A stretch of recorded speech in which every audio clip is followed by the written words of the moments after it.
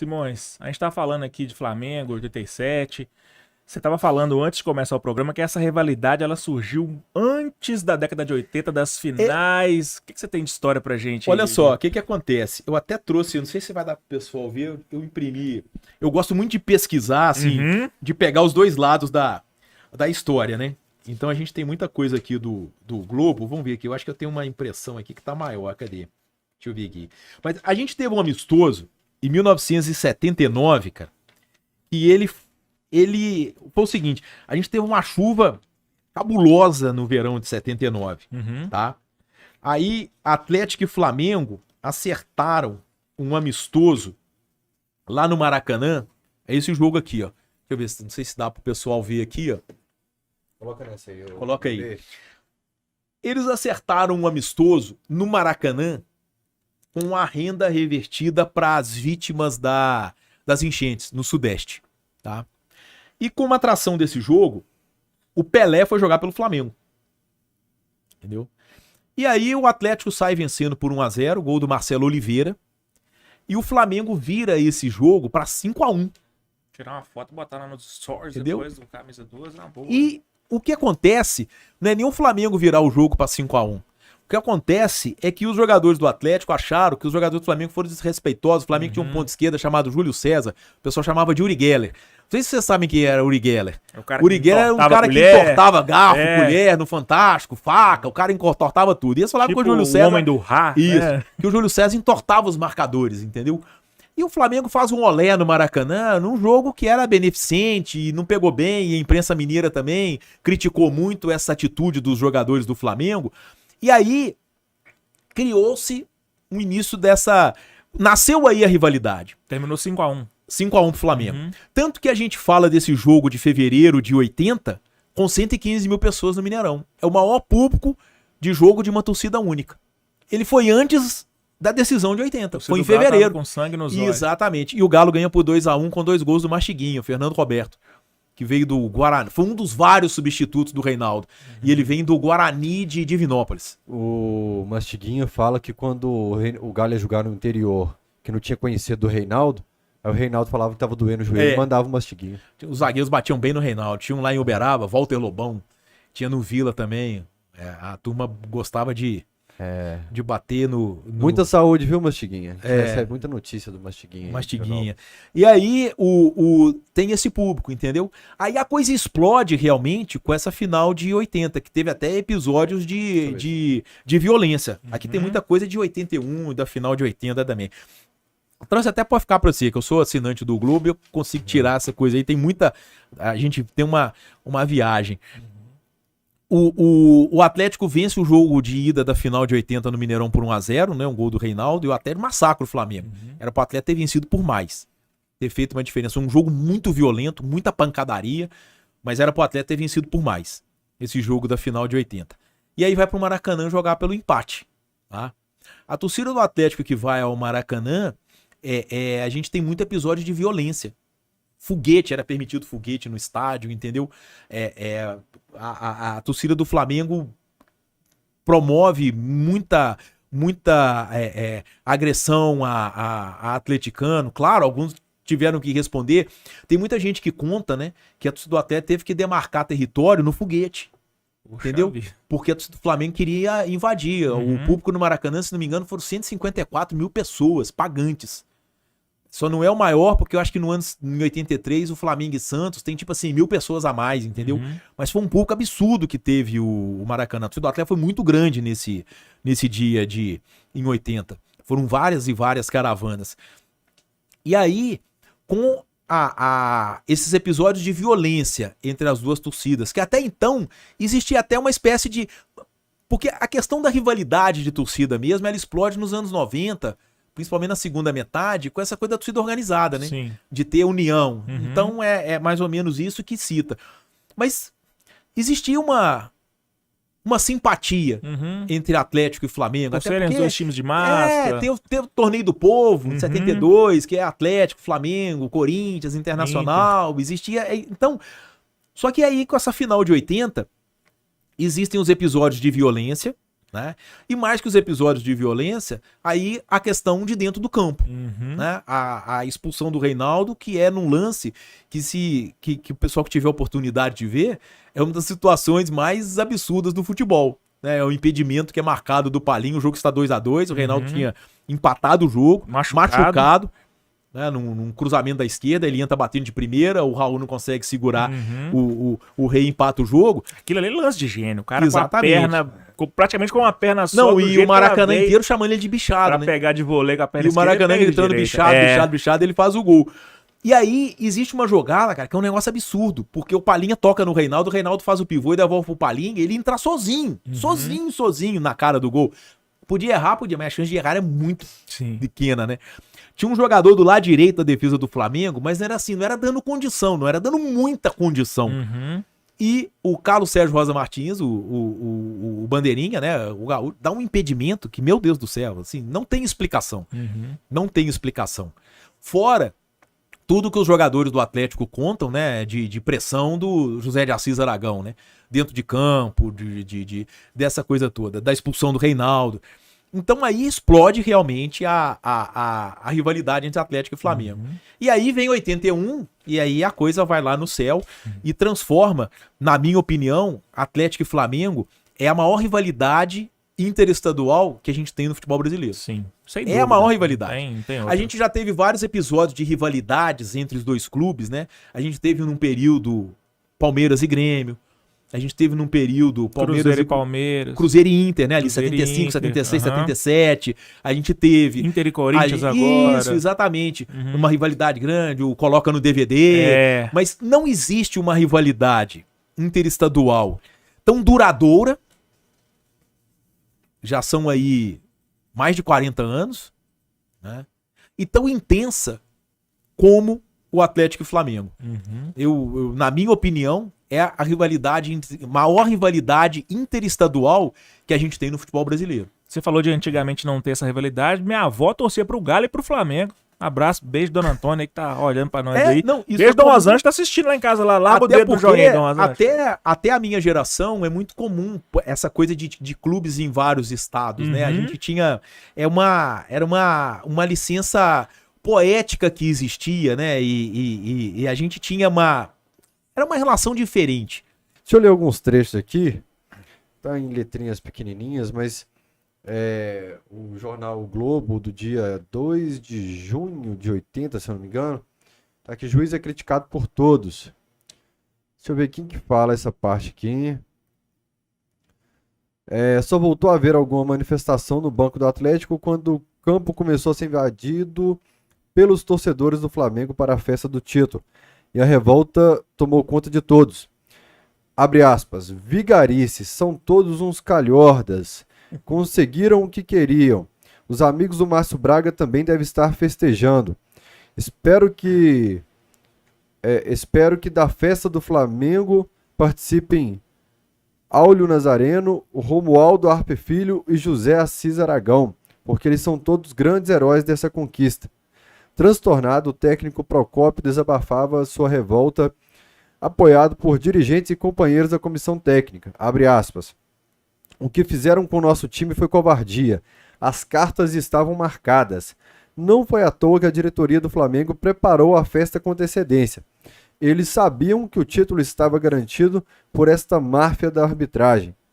Uma pausa de alguns segundos e novas acusações. Abre aspas. Quanto o Aragão deve ter faturado?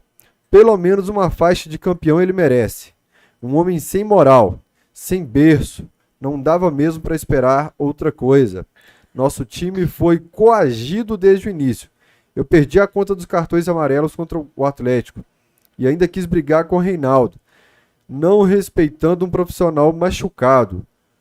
Homens como esse juiz, Romualdo, e os que o escalam chegam a me dar nojo, são os infelizes. Só Procópio falava. Ao seu lado, atentos, alguns jogadores choravam. Só quando o técnico foi para um canto surgiram outros comentários, como o do goleiro João Leite, que chegou ao vestiário chorando e custou a se acalmar. Fomos infelizes em tudo, fala do João Leite. Nos árbitros escolhidos, nas contusões e em algumas decisões do juiz que só tinham o objetivo de prejudicar nosso time. Tem uma fala aqui, ó, acho que do Reinaldo, aqui, ó, do Reinaldo. Deixa eu achar aqui onde começa a fala dele. Aquele nojento não me disse sequer porque eu devia sair.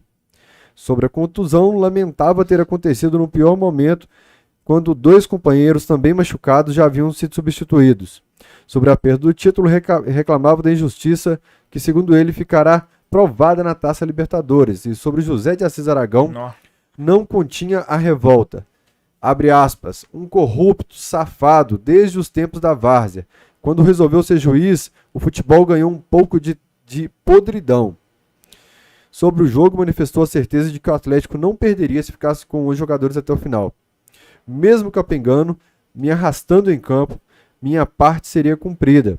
Tanto verdade que bastou uma bobeada da defesa adversária e fiz o segundo gol. As coisas estavam fáceis, apesar da boa marcação do Flamengo no meio-campo, bloqueando os lançamentos para nosso ataque. Tem um outro trecho aqui que eu, passando rapidamente, visualizei um tópico aqui do jornal, que o título é A Primeira Vitória na CBF. Agora a letra tá maior, né? O local do jogo. O outro está valendo igual Chaves aí, ó. Isso aí é de 81. A letrinha aqui a letrinha tá maior. É interessante que, olha só, como é que é o cenário de 81. O desejo do Atlético era jogar em São Paulo, né? Essa partida de desempate. Eu peguei esse trecho aqui, ó. Me lembrou a Supercopa agora. Exatamente. Aí as opções tá a primeira vitória da CBF, isso, na CBF. Fortaleza e Goiânia. O Serra Dourada em Goiânia, o Castelão em Fortaleza, e o Atlético queria jogar em São Paulo. Essa partida contra o Flamengo de 81. Aqui, ó. Flamengo tem aceita qualquer campo pra sexta. Galo quer o Morumbi. Isso, o Atlético queria o Morumbi. Mas o Flamengo aceita qualquer campo, mas o Flamengo queria o Serra Dourada. E se você for ler aí, o representante da Conmebol, né, da Confederação Sul-Americana, é Abílio de Almeida, se não me engano. Existe o impasse do local. Ele vai e telefona pro presidente da Conmebol, que era o Teófilo Salinas, um peruano. E aí ele volta com a decisão de que ia ser o Serra Dourada. Quer dizer, eu acho que o lógico e deveria ser aplicado nesse caso da Supercopa. Eu acho que assim, se existe um campeão brasileiro e um campeão da Copa do Brasil, aí eu acho que pode até haver dúvida. Sim. Né? Como essa Supercopa é atípica, o Atlético devia ter o direito de escolher o mando de campo. Claro que não podendo escolher um campo que não fosse neutro, mas de escolher São Paulo, por exemplo. E que seria o mais racional, porque permitiria as duas torcidas de poderem comparecer ao jogo. Ou jogar em casa. Não, é um negócio que pode ser pensado para o próximo ano, né? O regulamento. Exatamente. O regulamento ele precisa ser mexido para caso um clube vença o Brasileirão e a Copa do Brasil, como aconteceu com o Atlético. Sim. Entendeu? Esse clube precisa ter alguma vantagem. Ou que seja do empate, entendeu? Porque a decisão vai para os pênaltis, né? Sim. Se empatar, vai para os pênaltis. Alguma situação, ela precisa ser resolvida. Mas o que acontece? O que seria mais justo? Esse caso da Supercopa, a CBF, na verdade, faz um evento e quer alguém que pague. Né? Porque o que acontece? Nesse caso de 81, a lógica era o quê? Flamengo, você quer jogar onde? Não pode ser no Maracanã. Você quer jogar onde? Ah, é no Serra Dourada? Ok. Atlético, você quer jogar onde? É no Morumbi? Ok. Vamos botar aqui as duas bolinhas e vamos sortear onde vai ser. E ainda assim é perigoso que tem a bolinha gelada. Exatamente, mas, entendeu? O cara telefona pro Salinas e volta com a decisão de que vai ser no Serra Dourada. É muito esquisito.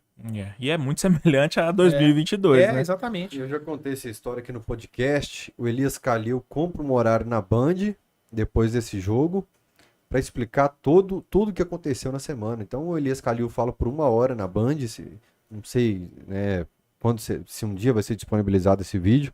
Seria um bom momento para isso. O Atlético tem esse vídeo, em que ele conta com detalhes a chegada dele na CBF antes do horário. Tinha uma reunião na CBF 6 horas da tarde. Ele chega por volta das 12 e já tá pegando no flagra dirigência do Flamengo reunidos com dirigência da CBF. Tem isso aí, e isso aí é tudo do Globo. Agora, o que é mais impressionante, o Globo de 5 de setembro de 81, quando tava o julgamento lá de que acatou que o Flamengo ganhou os pontos do jogo, tá? Além de o Flamengo ganhar os pontos do jogo, sabe o que a Confederação Sul-Americana decidiu? Que o Wright, o árbitro, ia a julgamento. Antes do jogo? Depois do jogo. Depois do jogo. Sabe por que ele ia a julgamento? Tá entre aspas aqui, ó. Entendem os dirigentes da Confederação Sul-Americana de Futebol que José Roberto Wright demonstrou pouco controle do jogo. Mas mais controle se você pegasse e chutasse a bola pro gol. Não, quer dizer, eles reconhecem que a atuação do árbitro é ruim e mantém a decisão do árbitro que estava completamente desequilibrado. Né? Tem uma nota do Tele Santana os erros, porque o que acontece? Olha só, a expulsão do Éder, ela esclarece o descontrole do Wright. Que foi uma trombada. Se ele expulsa assim... o Reinaldo, né? Expulsou o Reinaldo, aí porque entrou no Zico, embora depois você lê essa nota do Tele, é muito interessante que ele fala exatamente dessa expulsão, exatamente. Mas na hora que ele expulsa o Éder, por uma trombada que ele dá no Éder, aí realmente ele mostra que realmente ele não estava dentro da normalidade. Pleno juízo. Exatamente. Então, aí realmente fica evidente a ação da arbitragem para acabar com o jogo. E ele acabou com o jogo. Ele acabou com o jogo. Literalmente. As palavras do Palhinha são bem fortes sobre essa situação. Ó. Aí o Tele já era treinador da seleção nessa época. Ele tava comentando o jogo com o Luciano do Vale na transmissão. Tanto que algumas palavras do Tele aqui, eu tenho certeza que foram retiradas da transmissão, que eu lembro desse jogo. O Palhinha, palavras fortes. Ó. Se o Atlético queria o jogo em São Paulo e o Flamengo em Goiânia, por que então não houve sorteio? O que me entristece é o fato de futebol brasileiro ser comandado pelo Rio.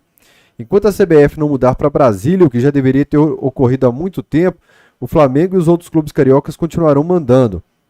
Não tenho dúvidas de que todo o esquema foi montado pelo Flamengo e pela CBF, porque no Rio está a máfia do futebol brasileiro. Com a arbitragem normal e imparcial, como espero, o Atlético tem todas as condições de vencer o Flamengo. Só não posso negar que o gramado do Serra Dourada é excelente e permite às equipes mais técnicas tocar a bola sem problema. Talvez esta seja a grande vantagem da partida ter sido marcada para Goiânia. Mas palavras fortes aqui do Palhinha, e o Tele fala que o lance normal de jogo, que em outros jogos não renderia expulsão, o Reinaldo é expulso. Olha o tamanho dessa letra que eu tava lendo aqui, bicho. Você tava lendo igual Chaves, né? Averiguê, Mister Yo,